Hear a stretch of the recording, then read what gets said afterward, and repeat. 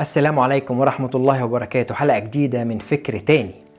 ناس كتير قوي عايزة توصل للجسم المثالي مش عارفة، بتجرب دكتور واتنين وتلاتة مش عارفة توصل، عملت رجيم مرة واتنين وتلاتة وبترجع أتخن من الأول. ناس تعبها السكر، ناس تعبها الضغط، مش عارفة تنظم أكلها أو الطريقة الصحيحة للأكل.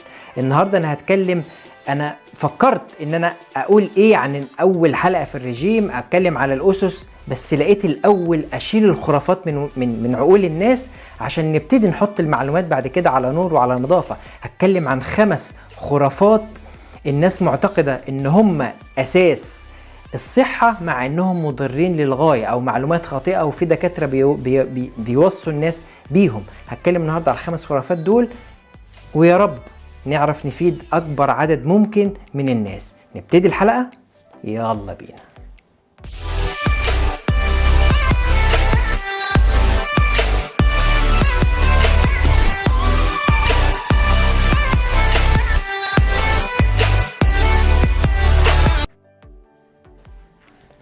قبل ما ادخل في موضوع الحلقة عايز اتكلم على نقطة مش هفتحها تاني.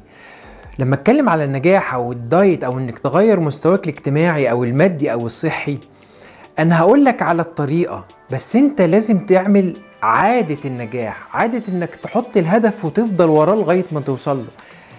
في النجاح حاجة والدايت حاجة. ليه؟ لان النجاح هتوصل لهدفك وتنجح فيه، هتدور على هدف تاني فتبتدي من الاول. انما في الدايت ده طريق واحد. لازم تكون العادات الصحية، انك تبقى على طول جسمك كويس، على طول صحتك كويسة، على طول اكلك مظبوط. ما تحطش في دماغك انك وانت لما تبتدي الدايت ان بعد فترة هاكل اللي انا عايزه في اي وقت. ما تحطش فترة ان انا اوصل للوزن الفلاني بعد كده بقى اثبت اكل اللي انا عايزه بكميات قليلة. مفيش الكلام ده. لو انت ما غيرتش دماغك وعاداتك انك تاكل صح طول الوقت، مش هتوصل لنتيجة، او هتوصل لنتيجة وترجع يعني اتخن من الاول. غير عاداتك. انا في البرنامج ده هو ده اللي انا عايز اوصله، انك تغير العادة مش تغير الفعل. يا فرحتي انك غيرت الفعل بس انت متعود على عكس الفعل ده. اول ما ارادتك تضعف او الموتيفيشن بتاعك، الهدف انت عايز تعمل ايه الهدف ده، لو الموتيفيشن بتاعك راح هترجع زي الاول. لا، لازم تتعود على الهدف بتاعك، تتعود انك تاكل كويس، تتعود انك اكلك يبقى نظيف، تتعود انك ما تاكلش جانك فود، تتعود. ما تقتنعش او ما تنتظرش مني ان هقول لك فترة وبعدين ارجع كل عادي واوصل لجسم وارجع كل عادي. لا، الاكل الوحش وحش، الاكل النظيف نظيف. يعني ايه بمعنى كلمة نظيف واكل وحش؟ انا بعلم بنتي اللي هي 5-6 سنين يعني ايه الاكل نظيف. اقول لها بصي امسكي الاكل، مين اللي عمل الاكل ده، ربنا ولا الناس؟ لو ربنا كله بكميات طبعا بلا اسراف، لو الناس ارميه. العيش ده ربنا ولا احنا اللي عاملينه؟ الحلويات دي ربنا اللي عاملها ولا احنا؟ المكرونه ربنا عاملها ولا احنا؟ الرز ربنا ولا احنا اللي عاملينها؟ ربنا. الرز يبقى تمام، وهكذا. ربنا ما خلقش السكر، احنا خدناه من القصب، وهكذا. فده الاكل النظيف، نقطه الاكل النظيف والاكل مش النظيف قصدي يعني. فانت هتغير عاداتك عشان توصل لهدفك، بالذات في الصحه. ده هدف طول العمر، هدف مستمر كل يوم من اول ما تصحى لغايه ما تنام. ما عندكش اهم من صحتك، ما عندكش اهم من انك تحافظ على الامان اللي ربنا اديها لك عشان توصل يعني لاهداف كتير قوي باستخدام الاله دي. انا اكتر الحاجات اللي كنت دايما بقولها، انت مادام عندك صحه ووقت ممكن تبقى اغنى ملياردير في العالم، او تملك اي حاجه في العالم. مش ناقص الا الحاجتين دول بس. اغنى واحد في العالم ما كانش عنده الا الاثنين دول، صحه ووقت. واظن انت عندك الحاجتين دول. مش عايز اطول في المقدمه. الخلاصه انك عاوز تعمل عادات مش تعمل افعال. العاده تبقى تتحول بعد كده انك لافعال تؤدي للنتيجه لوقت طويل وتعيش على العاده دي. انما مش تاخد كلامي تجربه ويبقى وزنك كويس ترجع تاكل اكل مش تمام تاني. دي نقطه كنت حابب اتكلم عليها قبل ما اتكلم على ال5 نقط. نبتدي، يلا بينا. اهلا بيكم. اول غلطه الناس بترتكبها لما تيجي تعمل رجيم ان هي تفتكر ان هو لو منع الاكل هيخس. دي اكبر غلطه ممكن تعملها في حياتك. لو انت عايز تخس انك ما تاكلش. ازاي؟ لان الجسم لو حس ان مفيش اكل جاي من بره، بالبلدي كده هيدخل في حاله مجاعه، هيقول ايه ده مفيش اكل من بره، لازم اعيش اكبر وقت ممكن، فيمسك كل نقطه فات ما يفقدش منها اي حاجه، هيضحي باعضاء زي العضلات، هيضحي بالجلايكوجين اللي في الكبد، هيضحي بحاجات كتير، بس الفات هيفضل ماسكها، لان دي اصلا عشان تكون فاهم الدهون متخزنه في الجسم زي الزاد. لو انت ماشي في طريق طويل لازم يبقى معاك شنطه اكل، هي دي الشنطه بتاعت السفر، فعشان تعيش كتير لازم الدهن ده يفضل متخزن. طب اعمل ايه يا دكتور؟ خلاص الموضوع انك تاكل كتير قوي. بس يعني ايه كتير قوي؟ يعني 6 وجبات في اليوم. عايز تخس تاكل 6 وجبات بس بشروط. وجبه اولا ما تبقاش كبيره، صغيره. تاني حاجه تخدع الجسم، تدخل له اكل كتير بس الكالوريز قليله. عرفت بقى ليه الخضار مهم؟ عرفت ليه المشويات مهمه؟ عرفت ليه ما بناكلش مثلا مكسرات او الحاجات الكالوريز العاليه؟ عشان الجسم يحس ان في اكل بس يعني اخر اليوم ما فيش كالوريز، فيحرق من اللي عنده. دي اول غلطه. تاني غلطه خالي الدسم. اكبر غلطه يعني الناس كلها بتعملها، والعالم كله مصانع السكر دفعوا مليارات عشان البراندات اللو فات كالوري هو ده اللي يتباع، ودي مصيبة. مين قالك ان اللو كالوري مفيد؟ مين قالك ان الحاجات اللي منزوعة الدسم مفيدة؟ مين قالك ان جسمك مش محتاج الدهون؟ انت مشكلتك، وده النقطة الاولانية اللي تطلع بيها النهاردة، انت مشكلتك مش مع الدهون خالص في الاكل، انت مشكلتك مع السكر. انا هعمل الحلقة الجاية بس على السكر، بس مش هتكلم حاجة غير عن السكر والمصايب اللي بتيجي من اكل السكر. نرجع لنقطة الدهون. ربنا لما خلق مثلا الالبان حط فيها الدهن، فانت حضرتك بقى يا ناصح المصانع تقوم شايله الدهن ومدياك اللبن خالي الدسم، زبادي خالي الدسم، جبنه خاليه الدسم. يعني انت بتعدل على تكوين ربنا. الدهون دي كل هرموناتك من الدهون، كل الكوليسترول اللي في جسمك اللي مهم للقلب ومهم للعقل ده من الدهون. الدهون فيها كل الفيتامينات A ودي وألف وكاف، كل دي في الدهون بس. فانت لما تمنع الدهون بتمنع كل الفيتامينات المهمة، بتمنع البروتينات اللي بتتصنع ان هي تدي المخ وتدي الجهاز العصبي، وبتدي بدلها ايه بقى؟ سكريات. يعني هم بيشيلوا منك الدهنه يحطوا بدلها، لازم يحطوا حاجه، يحطوا عشان طعمها يبقى حلو يتبلع، ايه؟ يحطوا سكر. وده انت مصيبتك مع السكر. لو سمحت ابعد عن انا لما ادخل انا او بنتي معلمها اي حاجه لو فات دي تجيبها على جنب، دي تعرف ان هي مليانه حاجات صناعيه، لان مش هشيل الدهون ويحط فيها حاجه. وانت بنفسك بص في السوبر ماركت مين ارخص، الخالي الدسم ولا كامل الدسم؟ انت شوف الخالي الدسم ارخص. ليه؟ لانه بيبيع الدهنه، الدهون بيعمل بيها زبده، بيعمل بيها حاجات مفيده، عشان هي افيد ما في اللبن الدهون.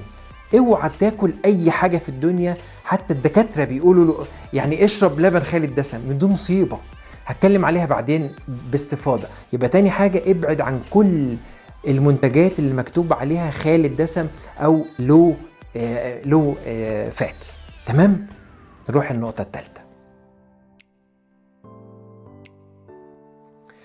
النقطة اللي بعد كده الميزان. لو انت عاوز تخس ارمي الميزان في الشارع، اللي في بيتكم في الشارع. ليه؟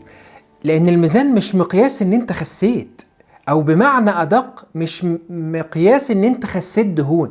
انا لما عاوزك تخس مش عايزك تنزل عضلات، لان العضلات ده هو الحرق اللي بيعمل حرق جسمك. لو مفيش عضلات مفيش حرق، لو في دهون قد كده مش هيبقى في حرق خالص. فانا يا فرحتي انت خسيت العضلات، عشان كده ارمي الميزان على جنب، ما تستخدموش خالص. لو تخس ازاي؟ باللبس. انت لبسك وسع يبقى انت ماشي تمام، لو انت حاسس ان انت خفيف يبقى تمام، لو انت بشرتك كويسة يبقى انت تمام. ده اللي مطلوب منك. انا لما كنت عايز اخس ورحت للدكتور في مصر، كنت لسه طالب في الكلية، قال لي اوعى تروح الجيم. انا ما فهمتش ساعتها ليه، لان لو انا عملت في الجيم عضلات انا هخس دهون بس هزيد في الميزان، يبقى يعني هقول له ايه ده، انا ما خسيتش، مع ان ده غلط. عشان كده الدكاترة للأسف بيعملوا ايه؟ بيقول لك امشي على الرجيم ده وتعالى لي كمان اسبوع، تطلع على الميزان تلاقيه خاسس 2 3 4 كيلو. الله، ده دكتور ممتاز، ده انا خسيت. انت خسيت حضرتك ميه والدهون اللي في الكبد اللي هي بتنزل اول 2 3 لما تمنع الكربوهيدرات. انت ما خسيتش اي حاجه تانية، ما خسيتش دهون. الدهون ما بتنزلش الا بعد اسبوعين 3 عشان تبقى عارف.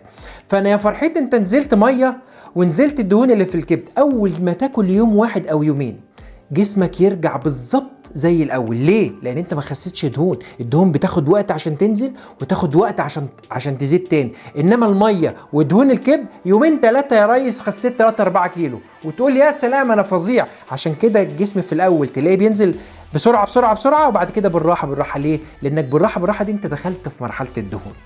فهمت النقطة دي؟ يبقى لو سمحت الميزان مش مقياس، لبسك المقياس، نفسك المقياس، صحتك هي المقياس. يا فرحتي ان انت تخس عضلاتك كلها، ودي اهم حاجة في جسمك، دي اللي بتحرق الكالوريز. انت لو ما عندكش عضلات الكالوريز مش هتحرق 1000 كالوري هيكفوك. انما لما اعمل عضلات كتير، حتى البنات يعني هقول ازاي مش يعملوا عضلات باينة، عضلات جوه، اكل 2000 كالوري في اليوم وجسم كله يحرق. ليه؟ لان عضلات شغاله، العضلات بتاكل. لما الدهون، الراجل 150 كيلو دهون بيحرق 500 كالوري في اليوم و600 كالوري، مع انه بياكل 3000. ليه؟ لان الدهون ما بتاكلش وما بتشربش، ده خزين.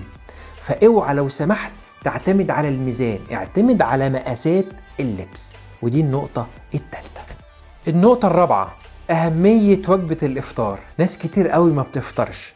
ما تقنعنيش ان انت عاوز تخس وعايز يبقى جسمك كويس وانت ما بتفطرش. مش حبا في الفطار. ليه؟ انت جسمك الحرق بتاعه بيبتدي مع اول لقمه في الفطار. انت حضرتك اول وجبه كلتها امتى؟ كلت حضرتك الساعه 2 الظهر، يبقى جسمك ابتدى يحرق الساعه 2. نمت الساعه كام؟ 10 بالليل، الحرق خلص. انت حرقت الفتره دي بس، ده لو انت بتعمل مجهود، مش قاعد على مكتب ما بيتحرقش حاجه، انت لو نشيط يعني. انما انا بفطر الساعه 6 الصبح، جسمي بيشتغل حرق من 6 الصبح، انام 10 بالليل، كل حوالي 16 ساعة بالظبط الحرق شغال. شفت بقى أهمية الفطار؟ بالنسبة للفطار يعني مهم قوي انك تفطر دهون في الفطار. احنا قلنا مشكلتك مش مع الدهون، مشكلتك مع السكر.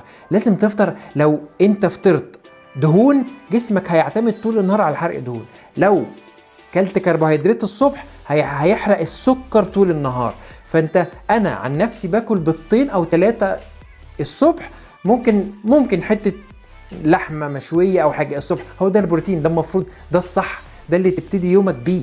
انما الناس اللي بتبتدي بالكورن فليكس او الناس اللي بتبتدي حاجه سكريات، ده يومه كله بايظ لانه ما بيحرقش دهون. ده ابتدى يحرق السكر اللي في الجلايكوجين اللي في الكبد والسكر اللي في الدم، وده مش اللي احنا عايزينه. هفهمك ليه بعدين. دي النقطه الرابعه. نروح للنقطه الغريبة اللي الناس كتيرة ما تعرفهاش. يلا بينا على النقطة الخامسة. النقطة الخامسة بقى الفاكهة. كل فاكهة زي ما انت عاوز. الفاكهة دي ما بتضرش، كل زي ما انت عاوز، دي فيها كل حاجة كويسة. عيش طول النهار على الفاكهة. انتوا جبتوا الكلام ده منين؟ الفاكهة زي اي اكل في العالم، كترها غلط. الفاكهة لو انت عاوز تخلص ما تاكلش فاكهة لانها فركتوز. الفركتوز بيبقى جلوكوز، والجلوكوز بيتحول لدهون. هقول ده في الحلقة الجاية لما اتكلم عن السكر. لو سمحت عايز تاكل فاكهة بشرطين، كمية قليلة جدا. مفيش حاجة اسمها كلمة كل فاكهة براحتك، دي معرفش جت منين. كل فاكهة بكميات قليلة. اي حاجه في العالم المفروض، يعني ديننا بيقول انك يعني كل واشربوا ولا تسرفوا، ما اعرفش. لا، كل براحتك. مفيش كل براحتك دي، حتى اللحمه مفيش حاجه كل براحتك. كل حاجه لازم تبقى محسوبه ويعني بعقل. ولا تسرفوا، اسمع كلام ربنا يا اخي، ما تدفعش كلامي. المهم، عايز تاكل فاكهه حاجتين. اول حاجه كميات قليله. تاني حاجه نوع الفاكهه. عايز تخس ما تاكلش عنب، عايز تخس ما تاكلش بلح، عايز تخس ما تاكلش تين، عايز تخس ما تاكلش مانجا. اكل يا دكتور؟ كل برتقال، كل استفندي، كل جريب فروت، كل رمان، كل موز، بس مش كتير. يبقى كميات قليله. تاني حاجه الحاجات السكريات الزياده قوي ما تاكلهاش. في نقطه برضو مهمه قوي في الفاكهه، ما تتاكلش بعد الاكل. ليه؟ الفاكهه بتقعد في الجسم نص ساعه، لان هي فايبرز خفيفه يعني تبع السكريات تحرق على طول. الاكل بيقعد 4 ساعات، فانت لما تحط الاكل مع الفاكهه، الاكل يقعد 4 ساعات والفاكهه تفضل في المعده معاه 4 ساعات، فتتخمر، فالهضم بتاعك يبوظ وما تستفدش من اي اكل. فانت تعمل ايه؟ تفصل. المفروض الفاكهه قبل الاكل بساعه تكون اتهضمت وراحت على طول، او بعد الاكل ب4 ساعات. انما حضرتك تاكل من هنا وتضرب الفاكهه بعدها على طول، انت بوظت البروتين وبوظت الفاكهه، اتخمرت وبوظت لك الجهاز الهضمي. دي اهم 5 نقط الناس فاكراهم ان هم صح بس هم غلط تماما. نراجع من الاول. قبل ما اقول ملخص الحلقه عايز اجاوب على سؤال جالي عن اليوم الفري. اولا مفيش حاجه اسمها يوم فري، في حاجه اسمها وجبه فري. تاني حاجه الفري ده مش كل اسبوع، مش كل 10 ايام. الدكتور اللي بيقول لك كده ومش عارف الفسيولوجي بتاع الجسم. انت الوجبه الفري دي لما بتقعد شهر او شهرين او 3 عمال تنزل جسمك في وقت معين بيبقى بلاتو، بيقعد اسبوعين او 3 او 3 اسابيع على الاقل ما بينزلش ولا كيلو، خلاص هو عمل بلاتو، اتعود على الكالوريز القليله. فبتديله وجبه عاليه الدهون قوي او عاليه الدسم فيها عالي قوي، مش سكر، عالي الدسم. فالجسم يبتدي الحرق بتاعه يبقى طبيعي تاني. انما دي امتى؟ مش كل اسبوع ومش كل 10 ايام، كل 3 أو 4 شهور. وجبه واحده مش يوم، وجبه فيها دهون زياده مش سكريات. السكريات دي لازم تشيلها من حياتك خالص، هتفهم ده ليه الحلقه الجايه. فلو سمحت اللي يقول لك كل 10 ايام كل اسبوع، يعني ايه؟ انت جسمك ما بيتعودش، ما بيدخلش الاسترفيشن بعد اسبوع ولا بعد 10 ايام، هو بيبتدي يقل. يعني ايه نص؟ عارف لو خسيت ربع كيلو في الاسبوع يبقى انت لسه جسمك شغال حرق.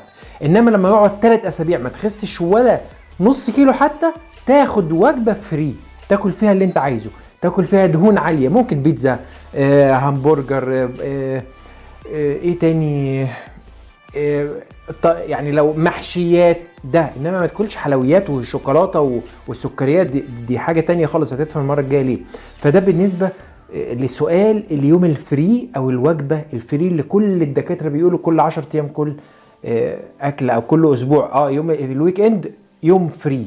ده عمره ما هيخس وكلام غلط تماما. نرجع بقى لل5 نقط بتوعنا.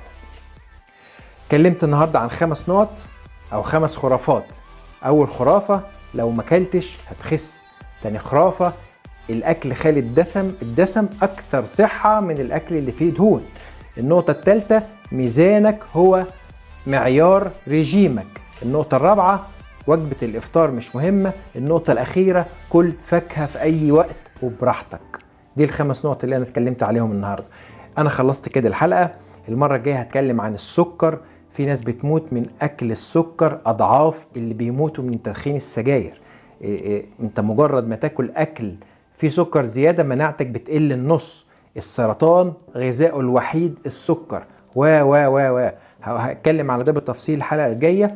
ارجو اي اسئله او اي حاجه مش واضحه في الحلقه سيب لي تعليق، شير الحلقه، وانتظر المره الجايه. وشكرا على السبسكرايب. اشوفكم المره الجايه. كريم علي.